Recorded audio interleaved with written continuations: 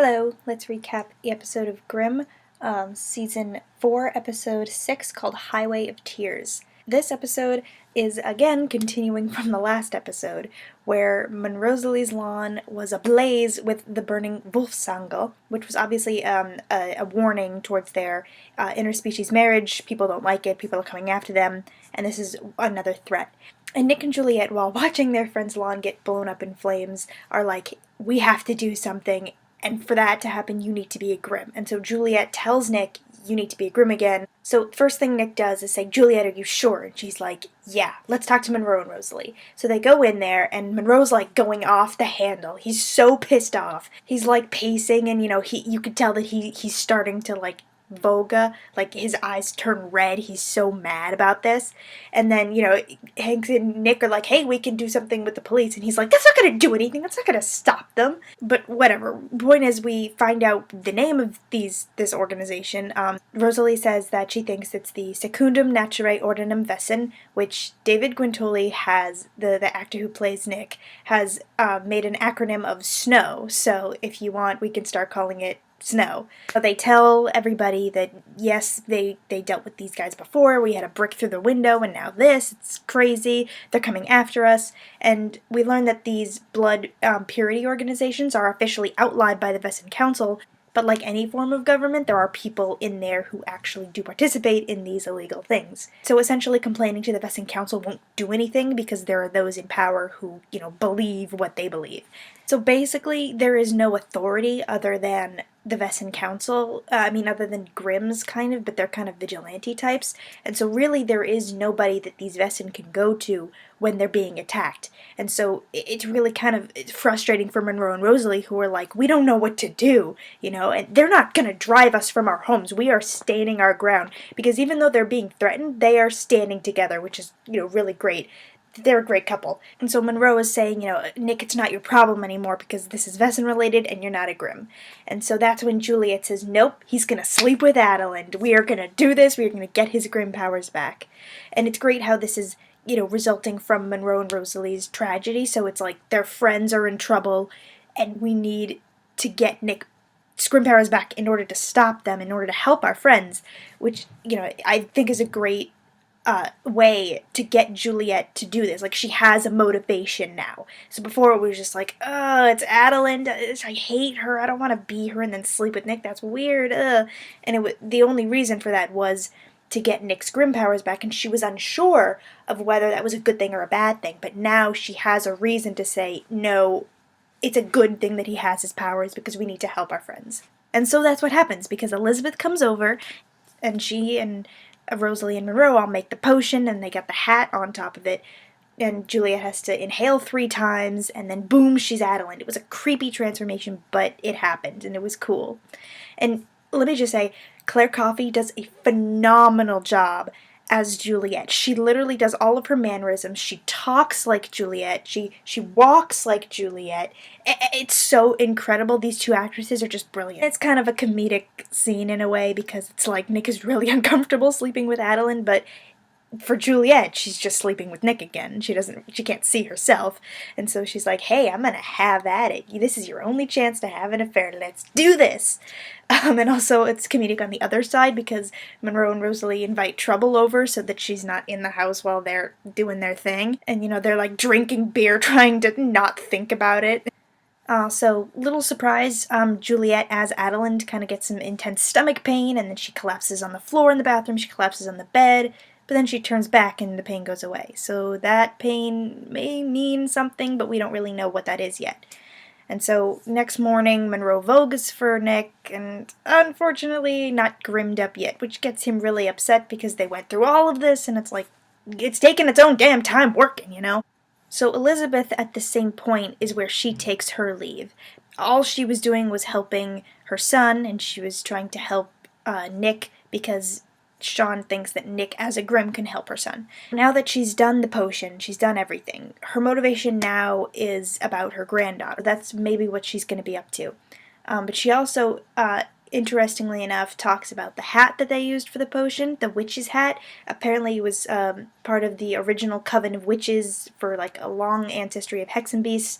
Sean Renard calls it the Maleos Magnificanos. But, it's interesting because she's like, this is the original, cloth. It's so authentic and so powerful. Where did Adeline get it? Well, where did her mother get it? So, it brings up a lot of questions about Adeline's ancestry and whether that's, something they'll go into or not. Then we get into the main, villain of the episode, which is the Highway of Tears title of the episode, so to speak, where, a couple driving on the highway gets knocked off and gets attacked by monsters, and it's a young couple, and, Nick and Hank have seen this before, and so they do some research, and they do some metal detector digging, and they find this little metal statue that is apparently, a signal or a talisman that goes with each of these attacks that happens exactly 3 years apart.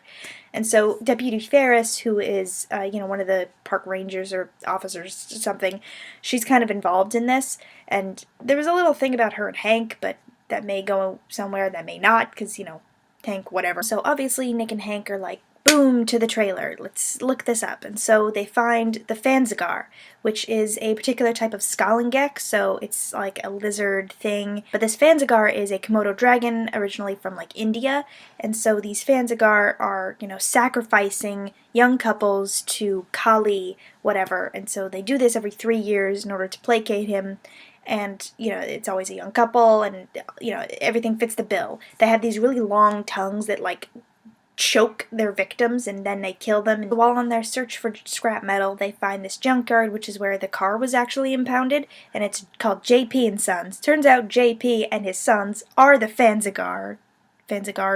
That was never clarified. Anyway, and so they're the ones who captured the couple, and they couldn't get the girl out of the car, so they only have the guy. Then Deputy Ferris shows up, and she's like, hey, I'm investigating this with the Prtland PD. And, they're all like, yeah, I don't know. And then, boom, they capture her too.